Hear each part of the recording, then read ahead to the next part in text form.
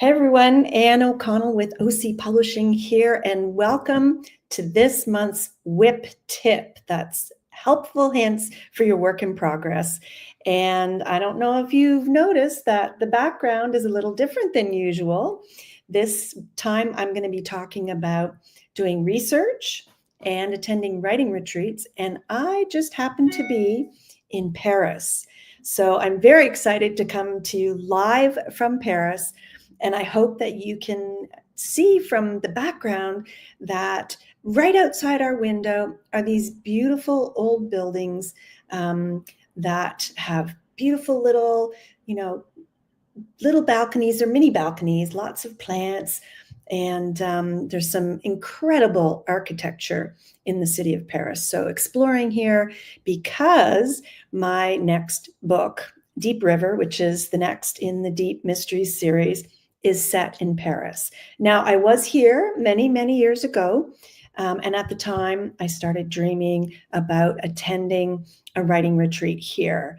And lo and behold, everything fell into place, the stars aligned, and I'm also very fortunate to have my editor and associate publisher, Marianne Ward, who has come along for the journey, and we had a few days before the retreat to really absorb.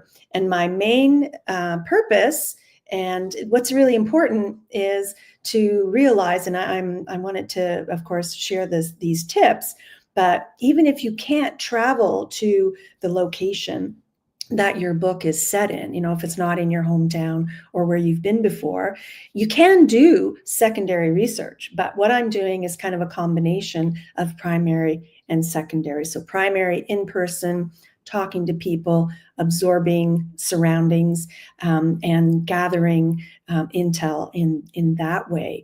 So, there's lots of things you can do even if you're not in the location. But I'm very fortunate to be here.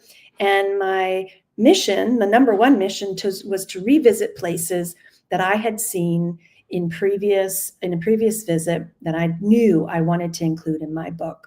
So when you're looking at secondary research, there's lots of things you can do. The internet, of course, is a cornucopia, but actual books that have been written about the location, books that have been written in your genre that are similar.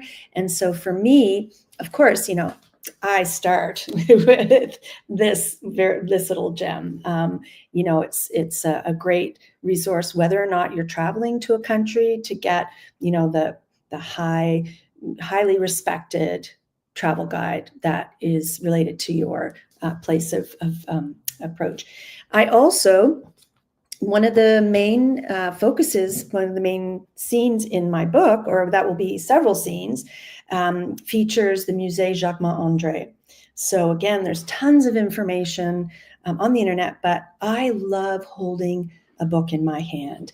And this beautiful book that I was able to pick up while I was here tells this amazing story of the artwork that was collected by this couple who owned a house in Paris.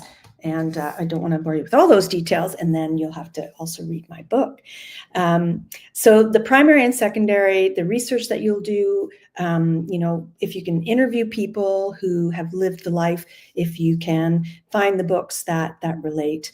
And then, again, a really beautiful evolution to the plan was to be able to attend this 5-day writing retreat led by Wendy Rohm, who's a literary agent in New York, who's been doing this for many, many years. And so that particular opportunity has allowed me to be among other writers. There are 16 other writers who have come to work on different pieces of work, a lot of memoirists, people who are writing novels, and folks who there are a couple who are writing mysteries, so that's been fun, from all over the world.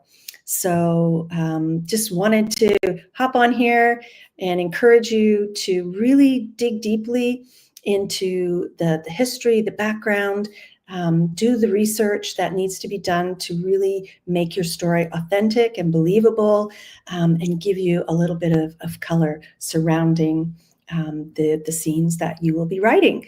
And that goes for whether you're writing fact or fiction or nonfiction, and no matter where in the world or the other world that you set it. So that's our WIP tip for this week. I'm Anne O'Connell with OC Publishing.